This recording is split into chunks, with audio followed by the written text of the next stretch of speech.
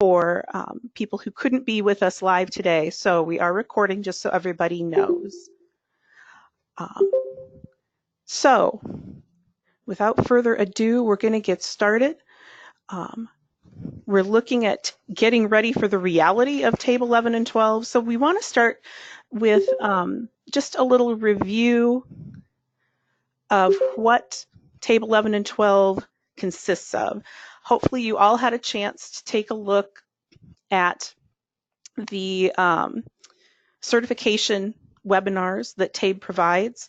Those we found very helpful when we were getting started with TABE. And just as a review, the TABE is a standardized assessment, which means it should be administered the same way for every student who takes it. Following those test administration procedures ensures that each test you give will be a valid and reliable measure of students' abilities.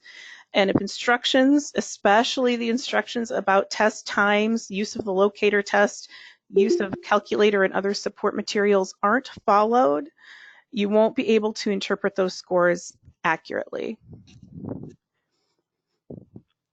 Mary, you're saying my sound is cutting in and out? Is anybody else having that problem? Your sound is fine, Becky. Oh, okay.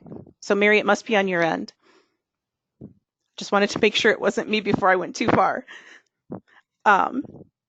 So one of the things that's unique about this TABE test is that it does contain different kinds of questions than we're used to seeing on standardized tests. So there are examples of these questions in the TABE in 11 and 12 practice items that you can find in the resources tab on the tabetest.com website. I'm going to share some of them with you here today though too. The first one is selected response items, and those are what we think of as regular multiple choice or true-false items, where the student chooses one correct answer from a series of choices. And this type of question is found on all of the TABE subtests, and it's still the most widely used type of question on the TABE. If you look at any of those sample questions on the TABE 11 and 12 resource page, you'll see a lot of selected response items. The second kind, though, is gridded response items. We see these on the GED, and we're used to seeing them on the GED and on the older version of the GED, the 2002 practice tests. Many of you will remember those gridded response items. Those are items that ask the students to determine an answer and to mark that answer on a grid. So we can see here, question 1 on the level M, TABE 11 and 12 practice items is a gridded response item. The students have to work out the answer to the problem, and then they have to bubble in that answer.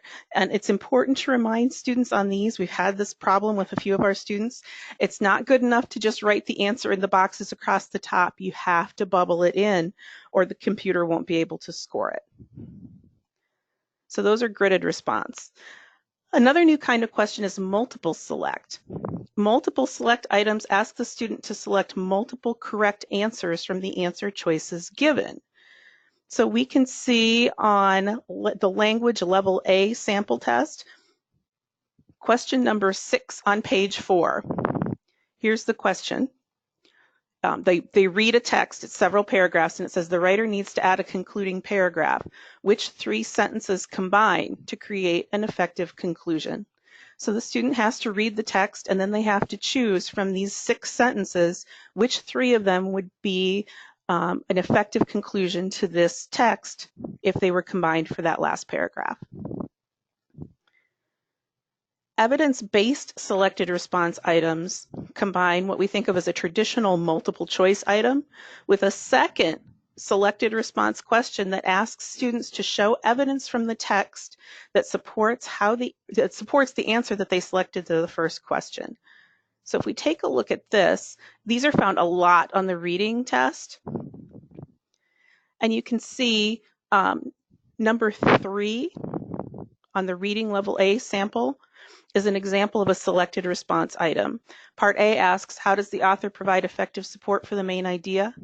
And then part B asks, which detail from the article best supports the answer to part A?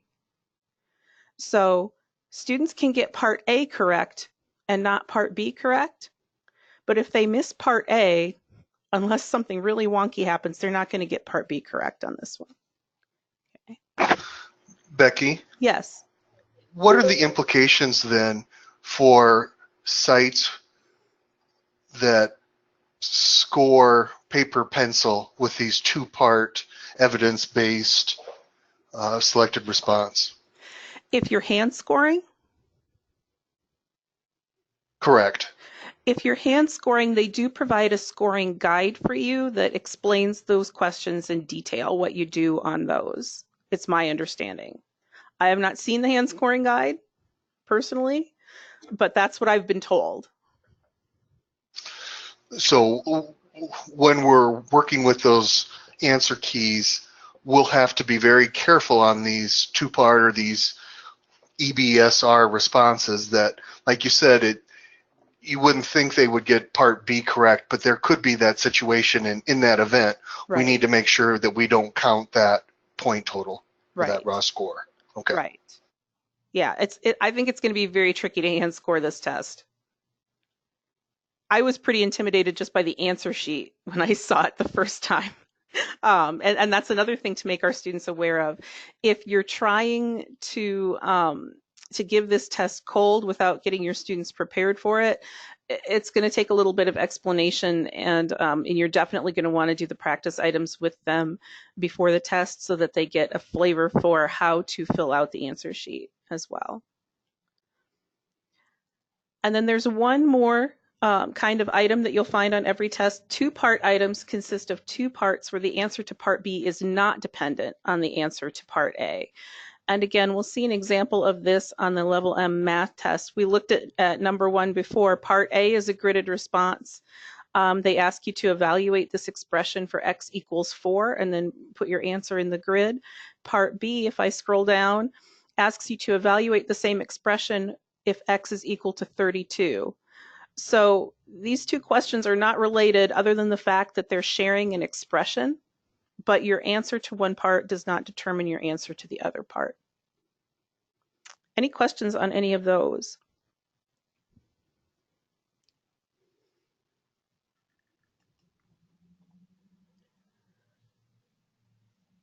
The final type of question on the computer-based test only, you will see technology enhanced items where students are asked to do things like drag and drop in order to select the answers to the questions. So again, your students, if they're going in to take that computer-based assessment, you're going to want to make sure that their technology skills aren't going to inhibit their ability to get their best score on this exam.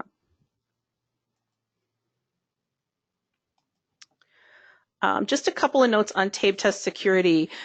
I'm sure that you all noticed in those certification webinars, if you were able to look at them before our training today, that they're really hitting test security hard with this exam. Again, keeping those test materials secure. So if you've got printed test books, the test directions books, any completed answer documents, and used scratch paper, those are all considered items that could compromise test security. Sometimes I think we overlook that scratch paper, and we shouldn't, because students can carry out test questions on a piece of scratch paper. And you don't want to be a person who compromises the validity of a test like this. Not for your students, not for anyone's students. Those are all pretty obvious, but I think also we need to think about the fact that we don't want our students to be able to replicate or photograph any parts of a standardized test. So we need to be really vigilant about any kind of electronic device, cell phones, watches can access the internet, so even though it's a closed system, when you're doing computerized TABE testing, students could still access answers if they want to by getting on the internet and checking. So, the same kinds of test security that we use for GED testing, we want to use for TABE testing as well. You don't you don't even let students who are going in for a final GED exam get in without checking their glasses anymore, because they make glasses that have cameras and recording devices in them. So keep that in mind as you're testing. The other crucial component of standardized testing, keeping it valid, is accurately timing each subtest. And this gets more complex with this version of the TABE test as well. You can see on this chart that the test times aren't standard from test level to test level on some of the exams. So if you are giving a level E math test, it's just one part for the test and it's 75 minutes. But if you're giving a level M, there's two parts to the test. The first part is 60 minutes, the second part is 15 minutes. Level D and level A are both split into a 40-minute test and a 35-minute test, but they're also not standard. Part 1 is 40 minutes for level D, and part 1 is 30 minutes for level, or I'm sorry, 35 minutes for level, or no, that's right, 30 minutes for level A. So when you're talking about doing group testing, if you're using paper and pencil, this becomes a challenge as well. You're also allowed different devices based on the level of test that you take. So on level M, students need a protractor for one part of the test. They also get a basic 4-function calculator for the level M math part 2 test only. And then in levels D and A, you give them a scientific calculator for part 2 only. I want to make one other note here about testing times. The testing times listed in the test direction manuals for TABE 11 and 12 are incorrect. Testing times were changed following the publication of the manuals, and we received notification afterwards, I believe by email, that those testing times had changed. So if you purchase or if you download the TABE 11-12 test direction manuals, you'll have to update the testing times throughout the test direction books for each subtest. There's also a document in the TABE 11 and 12 resources section that lists the correct maximum TABE testing times.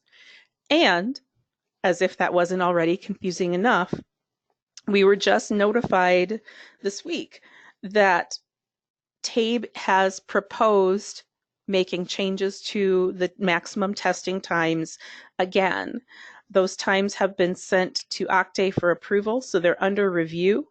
And if they are approved, we've been told they're going to be updated before July 1st. So stay tuned on that. They're looking at cutting the times down. John, I'm correct there, correct? That is correct. And if we have time at the end, I would be happy to request desktop, and I've got some screenshots I could share. Perfect. Okay. Very good. Yep, we'll definitely do that. All right.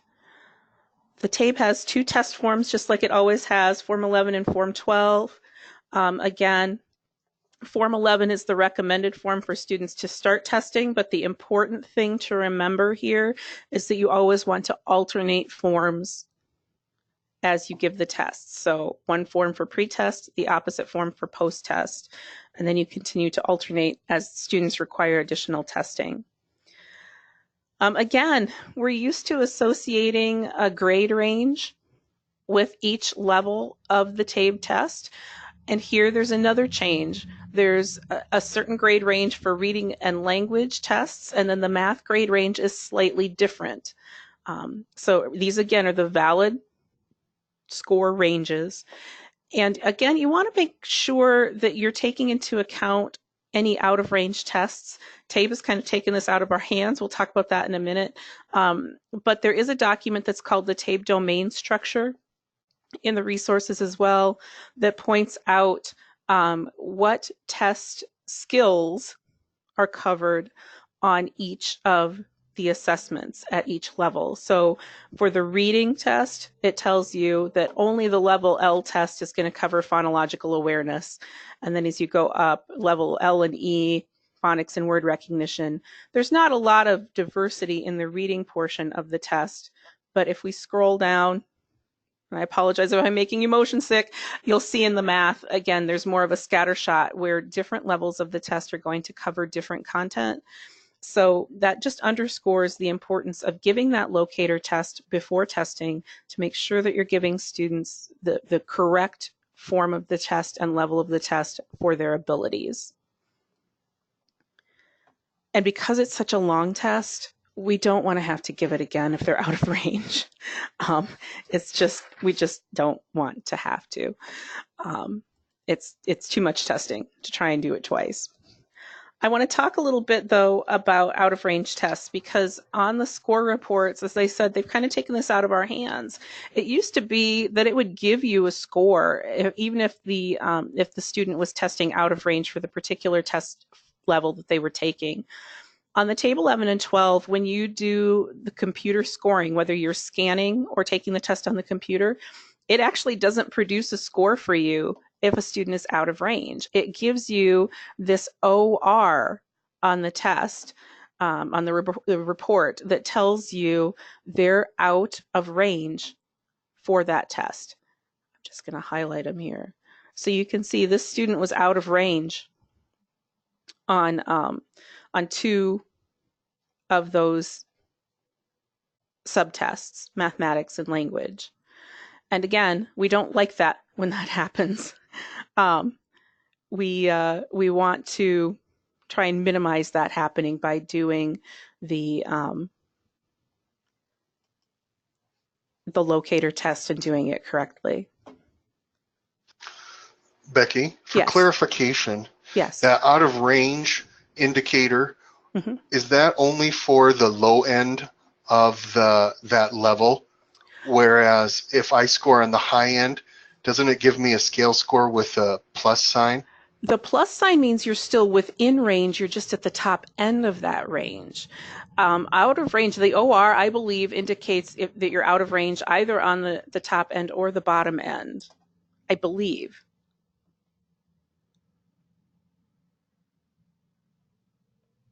If I'm wrong, you can correct me. I'm just going to note that for Yes, for please follow-up. do. Please do. As John said, we also have different kinds of indicators on this test. So if a student receives a score that has a plus sign after it, and here we see a student with that math test that has a plus sign after the score. If a student receives a score with a plus sign after it, that tells you that student has scored at the very top end of that score range, which means it shouldn't be hard for that student to make a gain necessarily, but you also want to note at that point, this student who scored with that plus score in mathematics took the level D test. When we're post-testing, to ensure that that student doesn't go out of range, it would make sense to give that student a level A test for their post-test to make sure that you stay within a valid range for that student. And likewise, students can score with a minus on their score. And this student had a minus score on their language assessment. That minus behind their skill score tells us that they scored at the very bottom of the valid range for that subtest. And that's a problem for us because it means that that student's going to have to do a lot of work in order to get up through that range for the test and be able to show a level gain for us. Questions about that?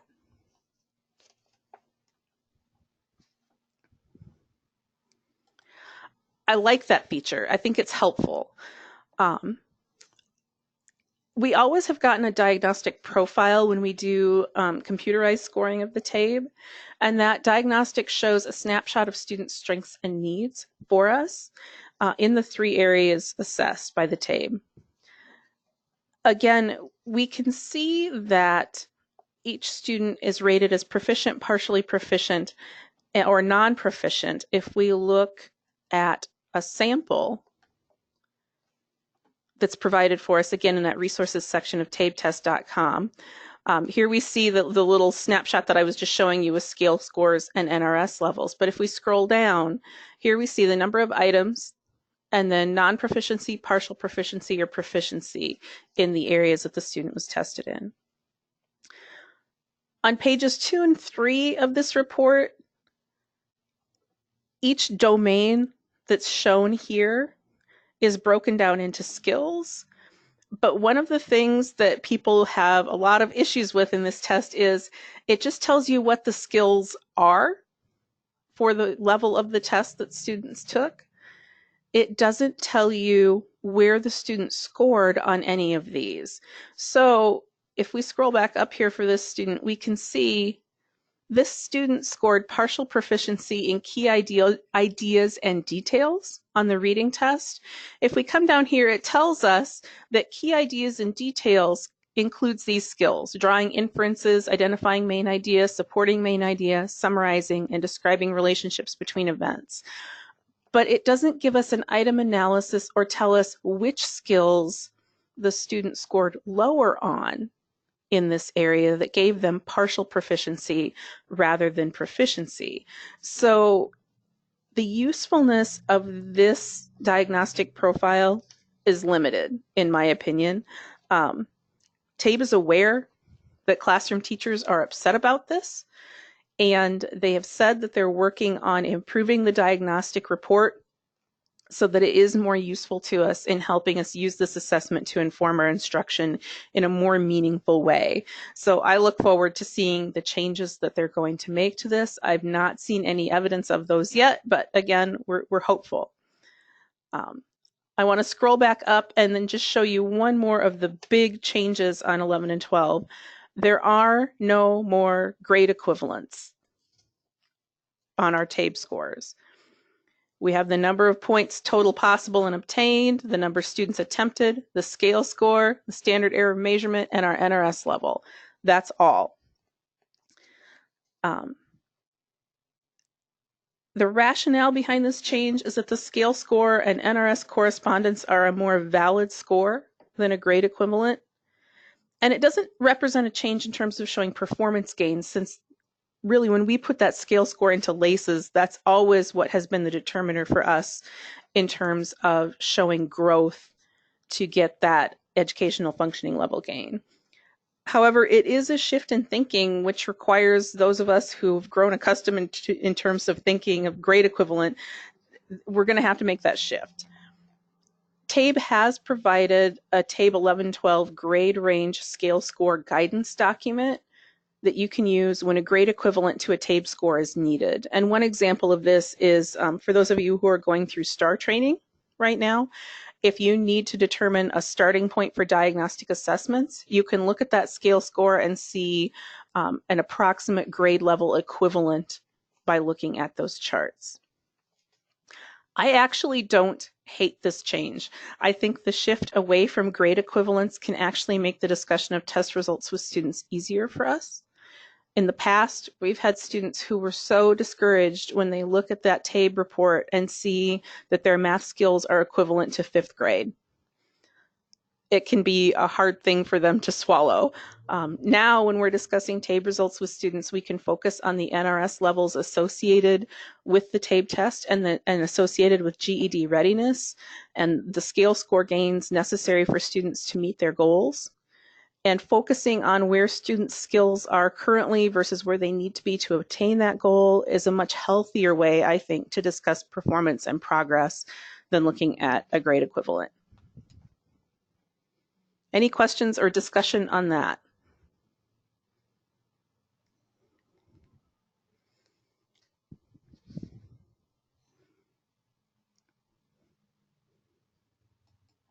Hearing none, I'm moving on, okay? One thing that hasn't changed is when do we post-test? Again, we're following our state testing policy. For NRS levels 1 through 4, we need a minimum of 40 hours of instruction before we do our first post-test.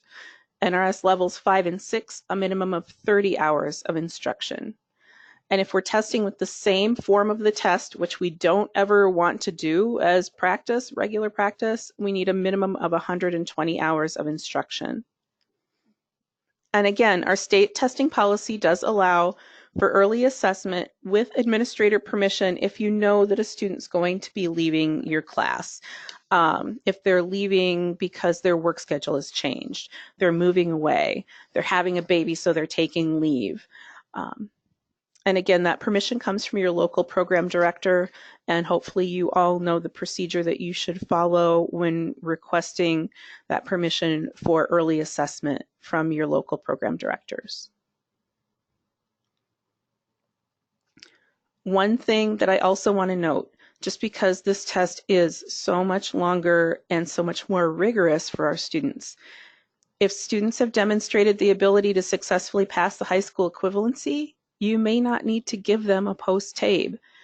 Attainment of the high school equivalency exam allows, or of a high school equivalency degree, allows participants to complete a measurable skills gain without gaining a level on their pre and post tests.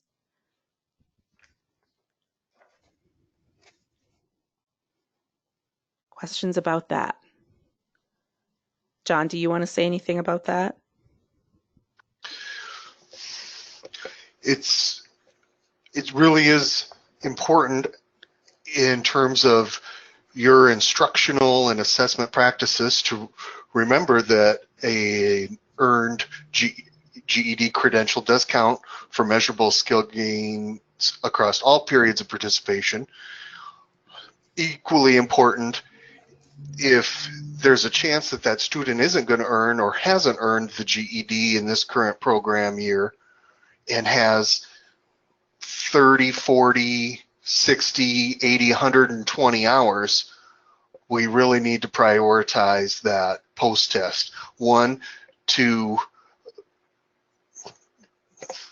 record measurable skill gains. Two, as accountability under the grant. Three, as a measure of your effectiveness at the instructional level. And four, so that we have a valid assessment to push forward into next program year, thereby, mitigating testing malaise or over assessment. And a reminder too that we recently changed. I submitted for federal approval. We have the ability to push forward an assessment a full 180 days or 6 months. Mm-hmm. So if we're judicious about how we plan assessment, pre-test, post-test, we can maximize the benefits and minimize the superfluous standardized assessment. Very good. Thanks, John. Anybody else?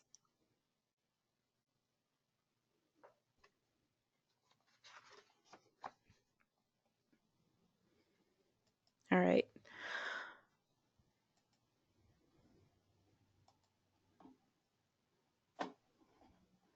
Okay, stay tuned. I'm frozen a little bit. There we go. All right. Again, we always want to make sure that we're using the alternate form of the last test given, and we're usually going to use the same test level for pre and post assessment, but again, take that valid score range into consideration when deciding what test level to use. One of the other things that I wanted to mention, just because it is different, and I know I'm still getting used to it, and in discussions with our staff at Cornerstones, I always am reminding myself to keep this in mind. When a student enters our program, they take that initial test, and we use those results along with the student's goals to decide which subject area we're going to designate as the subject for initial placement. It's no longer just automatically the lowest subject level. We can make that choice. So if a student comes to us and says, I really want to focus on my math first because I feel better about math than I do about my reading, and I want to have that success, we can choose to say, okay, math is the subject that we're going to use to track that initial placement for the year. So we get to choose that subject for initial placement. However, if a student makes a gain in reading, even though we've said we're tracking math for the year, we also get to capture that gain in our performance. So as much as I don't want to give more tests for a post-test, sometimes it can be beneficial to know that if a student is having a hard time getting up over that threshold for a gain in their quote-unquote tracked subject for the year, we do have other options to use in attempting to get an educational functioning level gain or a measurable skill gain for that student for the year. Does anybody have questions about that?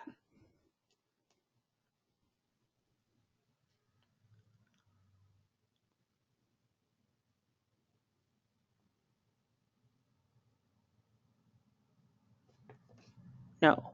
Okay. Is anybody who's on the webinar today using TABE online currently for TABE 1112? Mary is. Good to know, Mary.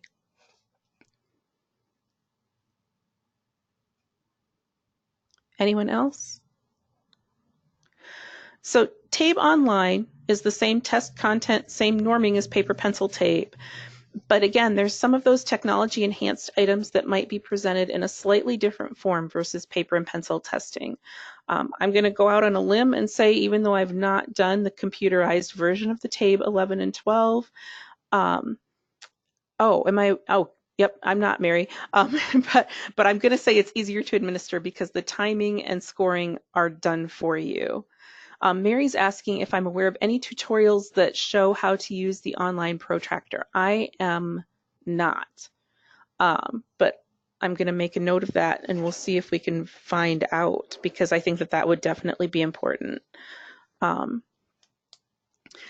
Again, because this test is so much different in its construction, because the timing is different for different levels, because students need different tools at various times, I just have to believe if you are going to try to do true group testing with multiple students in the same room at the same time, you're almost going to have to do the computer version of this test. I'm not sure how it would work to have a room full of students with some taking the M, some taking the D, some taking the A all at the same time, and how you would try and track who's on which timer and who needs what at what time, and are they actually in the right part of the test where they should be. I think it would be really difficult.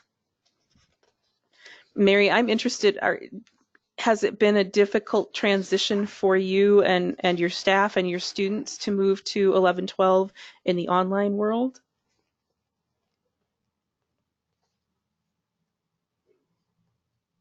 It's still awkward. Awkward is a good word for it. Say, Vicky, I just unmuted myself. Can you hear me? I can. Oh, yeah. Okay. Great. So, right. So I did share this at the recent STAR meeting, but I think we've got participants who were not part of that. And I'm curious to see if others could give me some feedback on our approach. What we have chosen to do is administered the locator test in the single setting. And then at the end of the locator, we would use that information to determine our best estimate about which of the subject areas is likely to be their area of greatest need, so the lowest scoring category. And then we would next schedule a single subject test in whichever that lowest category is, whether that's reading or math.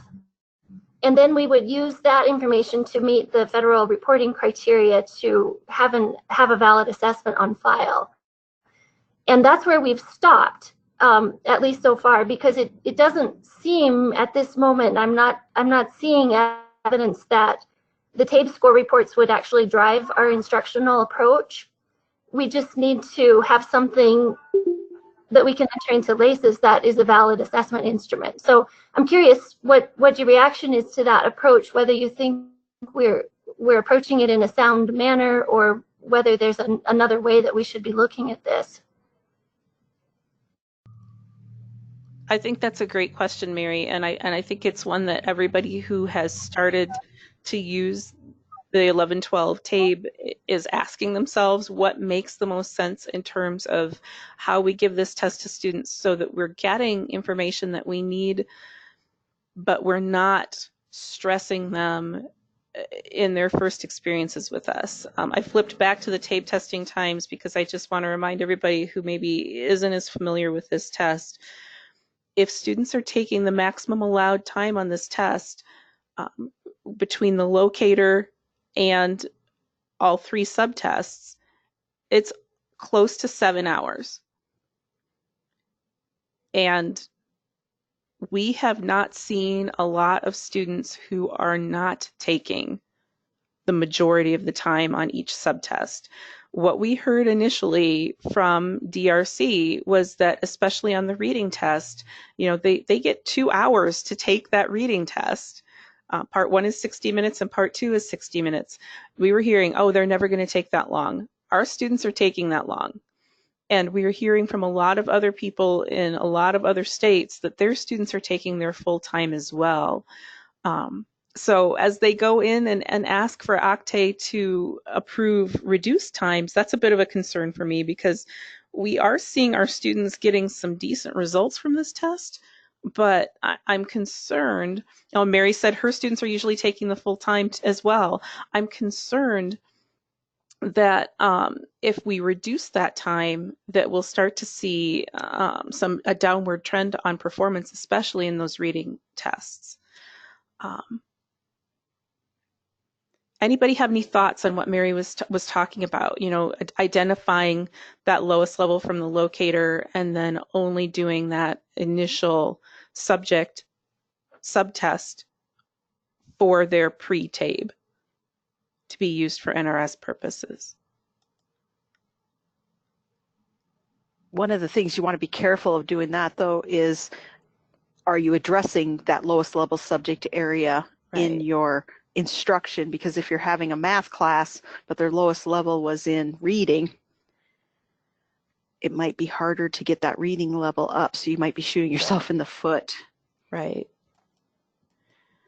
Well, at the end of the year, if you're trying to make a performance gain and you need to test them in more than one area, then you don't have a pretest. Yeah. Karen Hofer and I actually just spent some quality time together. I believe it was last Thursday, with Laces Open and her list of students, and we were looking at pretest scores and who's close in what subject area and what should we target for students for those post tests. It's a difficult dance with this test because it's hard. I mean, number one, in different settings especially, it's hard just to get the whole thing done. Depending on what class times you've got, what orientation process you've got, those kinds of things, it's a difficult process for onboarding. Director Gates, I appreciate your candor, and I think administering the locator separately from one of the other pretest content subject pretests is a good approach. I hope and trust that at some point we can eradicate that notion of, well, let's just do this to meet the NRS requirements, and we don't think the TABE is going to drive or inform instruction. That's not ideal. And as a reminder, the state doesn't necessarily just randomly select to standardize assessments, right? There are only a handful that are approved at the national level by the Department of Education, and those are published in the Federal Register. So how can we best utilize a federal requirement that can inform instruction and a student's program of study? And so there's some other TABE DRC proposed changes too that I can show you after we field some more questions. We've got a couple of tips that we can talk about here too, but like I said, I do want to hear from other people. For anyone who's planning on doing paper pencil testing with the TABE 11 and 12, I highly recommend that you put together an assessment kit. And by that, I mean, Karen Hofer has done a really nice job of this in our Huron office. It helps me every time that I have to go and administer TABE tests.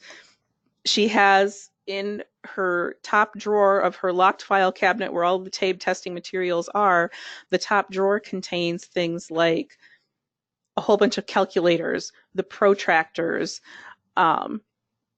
scratch paper sheets, all those kinds of things are up in that drawer so that you have the things that you need when you need them when you go to administer a TABE test. Timers, that's the other thing. A whole handful of timers to break, to time those different subtests. So I would highly recommend having an assessment kit of the tools that you need in order to administer this test. Mary talked about breaking up the testing time. I know when we were together at the STAR face-to-face training, Nick Redmond talked too about kind of interspersing those TABE subtests, the locator test and then the subtests, with other parts of their orientation process at the state penitentiary in order to not just sit people down and do test after test after test after test, which is hard. Here at Cornerstones, we work on breaking up that testing time into manageable chunks for students. And what it means is essentially you're doing the locator test in one setting, and then you're doing each individual subtest in its own setting. So it takes 4 appointments at Cornerstones to get through the full TABE test because we are doing the reading, the math, and the language subtests with our students. And it means preparing students for that test battery. And again, I'll kind of maybe lump the 3 things together here. Preparing students to take that test. How do we incentivize TABE testing to keep them coming back in? And how do we pitch that TABE test to them? And I think we have strong feelings about this test. I know that we've discussed them in smaller groups and in various settings. I've heard this from people again in other states that I work in, that it's a difficult process, but we can't let our feelings about this test color the way our students feel when they go in to take it. So, how do we keep this testing experience for our students as positive as we can without, minimizing the importance of it as well? We don't want them to just, fill in bubbles and think it's not important for them to do their best on it. It's very important for them to do their best on it. We want it to be a useful test. So how do we prepare students to go in for a rigorous test of this kind that's going to take multiple settings and to understand our rationale for giving it to them and the benefit to them on the other side? One of the things that we've been talking about in our office is, and other places too, is how is this test comparing to the GED? If a student scores a certain level on a TABE test, does that mean they're GED ready? And what we're actually finding, and I have some it's very small numbers. It's an N of 9 at this point. But I do have some data to back up the fact that students who are scoring at NRS level 4 on their TABE tests can pass the GED with good scores. I've got data on the math test and on the RLA test from a group of students that I worked with recently. So that to me would help in a lot of ways incentivize TABE testing for our students. If you can score here, I know that odds are you're ready to take a final GED test. And it would help with our feelings about the test as well if it was an actual predictive test again for what students were able to do on the GED. Anyone else have thoughts or information to share about that?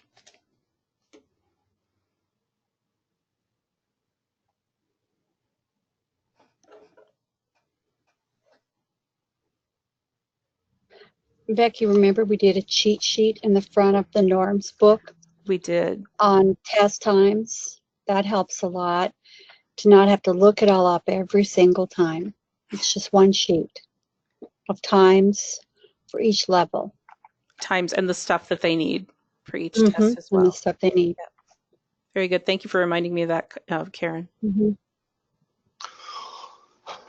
I would add that, as was noted in the certification training, this test assessment series is not only aligned and considerate of college and career readiness standards for adult education and the high school equivalencies, GED, TASC, and HiSET, but most importantly, it's calibrated to the new National Reporting Systems educational functioning level descriptors. And in the training videos, it showed our old EFL descriptors, which were in some instances 1 or 2 sentences, and now at the same level, it's an entire page of, you know, mathematical practices, number sense, operations, algebraic thinking, geometry and measurement, statistics and probability, where before it just read something of, yeah, you can perform high accuracy of all 4 basic math operations using whole numbers. So I think too that speaks to the level of rigor and this new norm that we need to find and balance. John, I just made you the presenter, so if you want to share your screen and show us some of the items that you were talking about earlier, I think that would be great. All right. Here we go. Can everyone see my screen now? Yes. All right, I'm gonna switch back here. I would note a few things. While the TABE 11 and 12 gets away from grade level equivalencies, there might be some internal purposes for crosswalking a very loose grade level equivalency. And so TABE 11 and 12 does provide a scale, score, grade range guidance. I would also then, as we were discussing the test times, you know, take a look, let's look at level M, medium math, part 1, 60 minutes, part 2, 15 minutes for a combined 75, right? And here with the proposed and under review time, they are looking at, rather than 75 minutes, 60 minutes. And while many of you are reporting that your students are taking the entire time, DRC TABE's national data sets indicate that on average, students are only taking 40 to 45 minutes for parts 1 and 2 combined. I have some concern based on some things I've heard across the country that because people are just doing the assessment to get people enrolled, it's just something they have to get through.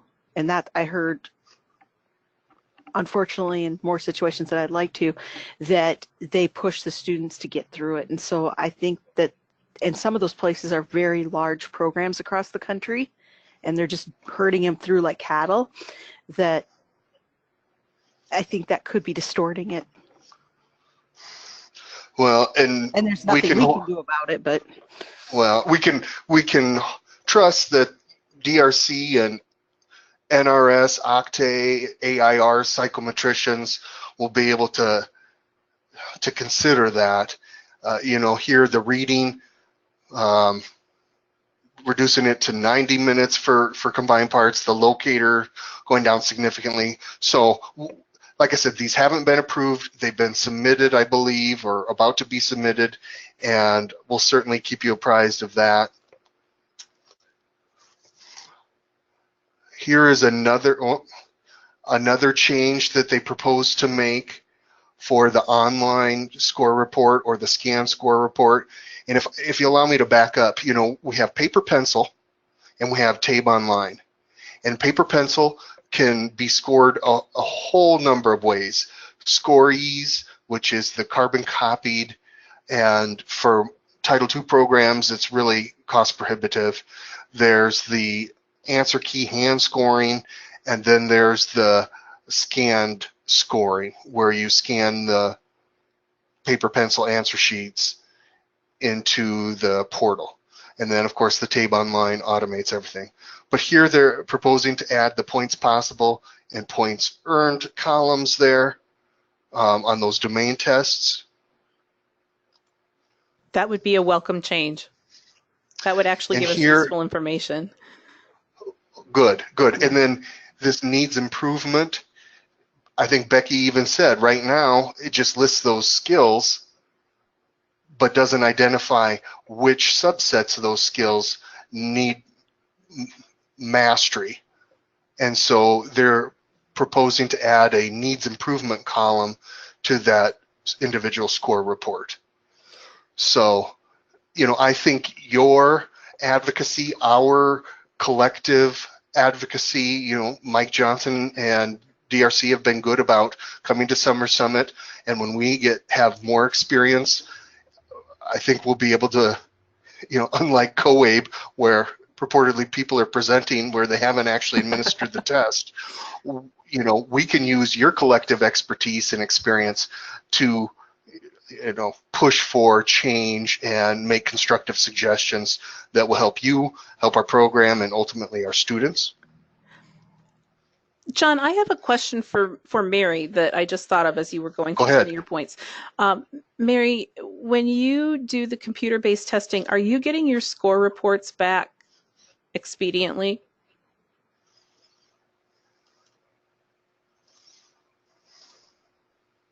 Like within a day?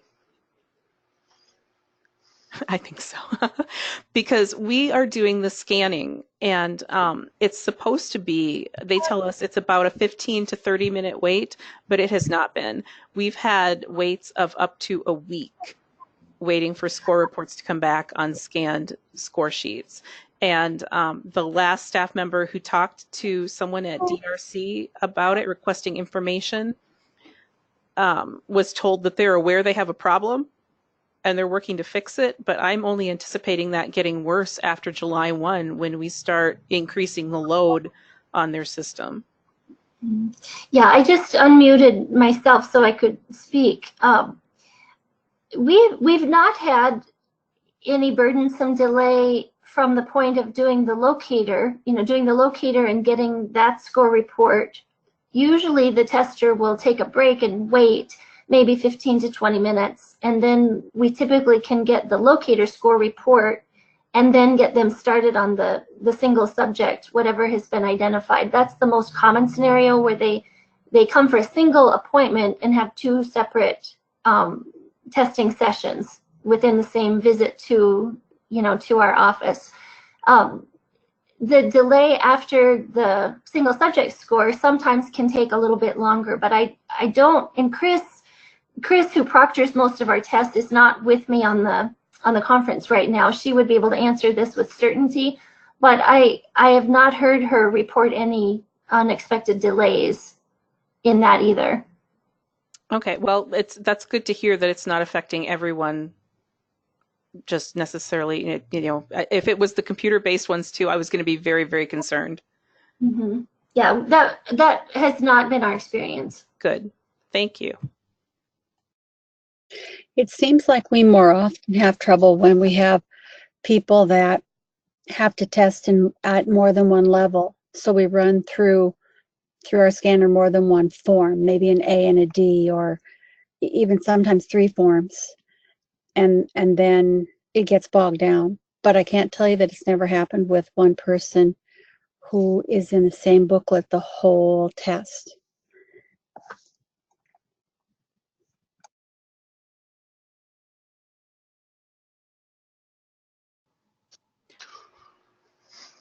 What other questions or comments do you have?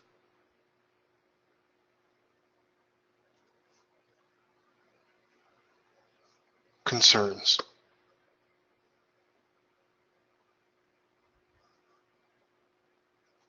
Can you hear me? I can, Nancy. Okay. I do have a question, and Becky touched on it. On TABE D, she mentioned if they score high in the level 5, that we can actually go to the level A. Is that something we can do? Switch levels? For pre and post. For the pre and post? Yeah, definitely. Yes. Definitely. Okay. That's allowable. And John, I don't want to misspeak, so you correct me if I'm wrong, but I believe that Octave generally has no problem if we go up a level on a post test, but they don't like to see us go down. Is that correct? Exactly. And so they you wouldn't have want us that to go from ability a right D to now. an M. Right. Now, are there instances where you've determined locally that with TABE 9 and 10, you administered a D difficult pretest and you didn't want to re-administer to a pretest to have a valid level M medium and subsequently post-tested on the medium? Yes, I know that happens, the reality. It's something that we do try to avoid, but absolutely, if a student is scoring in the upper range of the current level, then absolutely we should go up on the post-test. Because if we don't, there's the chance that we'll get an out of range score when we go to post-test if we post-test them on D difficult again when they really should be at an A advanced. And to further, complicate things, there might be instances where you're working with a referral, some of you, non-DOC subrecipients, whereby we're trying to determine basic skills deficiency for our Title I partners, and a level M medium really won't suffice, right? Because if they score an 8.3, that'll be out of the range, so that really doesn't tell us that they have an 8.9 grade level mastery. So, but definitely, to your question, Nancy, if someone's at the upper range on that pretest, most likely we're going to want to post-test them on the next level. Sounds good. Thank you.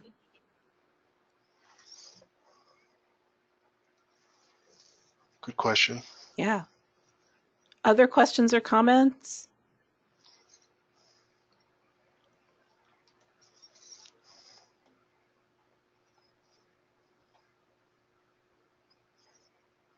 We have one more question. Go ahead. Can you explain what field questions are there for? They don't seem to count. They don't count. Field questions are questions that they have developed that they are testing for validity and reliability purposes. They are trying to see if they are effective questions to use in future versions of the test, essentially. So there are apparently a set number of field questions in each of the computerized versions of the test, and they don't count.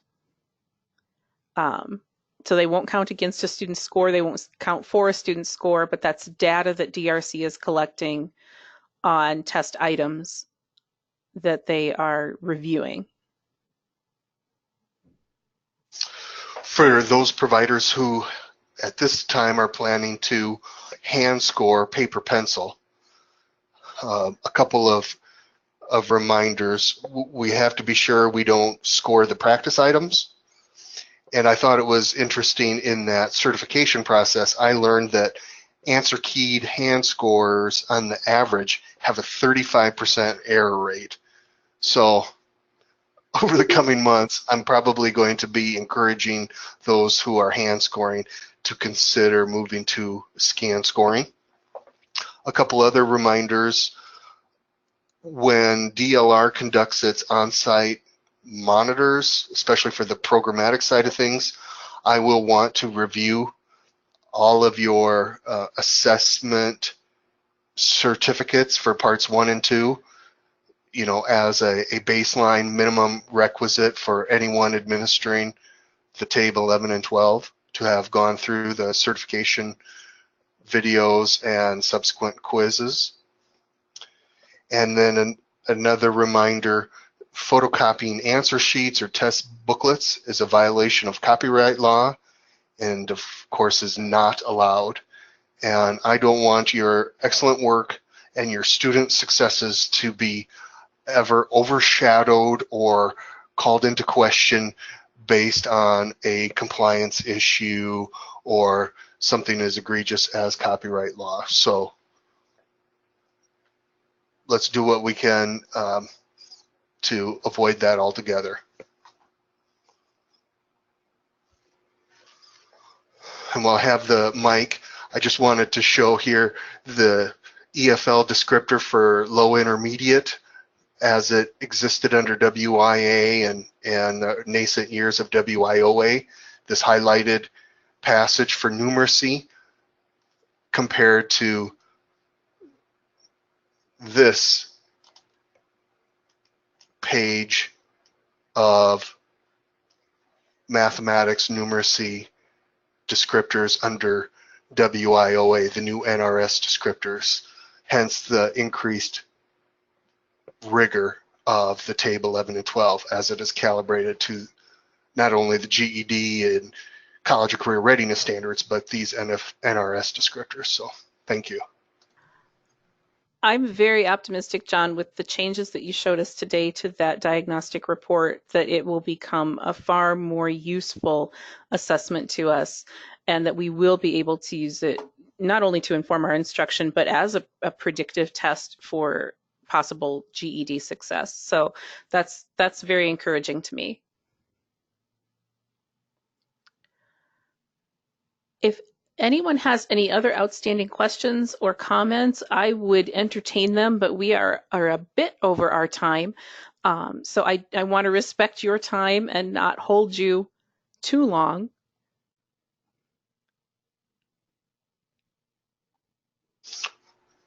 I'll certainly stay on the line if anyone would like to chat. I understand if you have to go, and I thank you for your time and attention and your understanding as we make this necessary transition. And of course, it'll have its challenges, but I trust in the end, 12 months, next year at this time, we'll feel a lot more confident.